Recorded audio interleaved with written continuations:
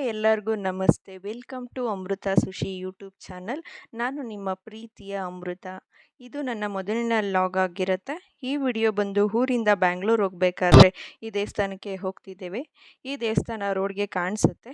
ಕುಣಿಗಲ್ಲಿಂದ 6 kilometre, ಬ್ಯಾಂಗ್ಳೂರಿಂದ 60 kilometre, ತುಮಕೂರಿಂದ 40 kilometre ಆಗುತ್ತೆ. ಇಲ್ಲಿಗೆ ಒಂದು ಸಲ ವಿಸಿಟ್ ಮಾಡಿ. ಈ ವಿಗ್ರಹ ಕಾಮಗಾರಿ 2014ರಲ್ಲಿ ಸ್ಟಾರ್ಟ್ ಆಗಿ 2022ಕ್ಕೆ ಕಂಪ್ಲೀಟ್ ಆಗುತ್ತೆ. ಹೆಣ್ಮಕ್ಳಿಗೆ ಇದೊಂದು ಬಜೆಟ್ ಫ್ರೆಂಡ್ಲಿ ಟ್ರಿಪ್ ಅಂತ ಹೇಳ್ಬೋದು. ಯಾಕಂದರೆ ಫ್ರೀ ಬಸ್ ಅಲ್ವಾ, ಆರಾಮಾಗಿ ಒನ್ ಡೇ ವಿಸಿಟ್ ಮಾಡ್ಬೋದು.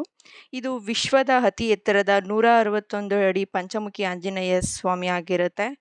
ಇಲ್ಲಿ ಶನೇಶ್ವರ ಸ್ವಾಮಿ ದೇವಸ್ಥಾನ ಸಹ ಇಲ್ಲಿದೆ. ಇಲ್ಲಿಗೊಂದು ಸಲ ಭೇಟಿ ಕೊಡಿ.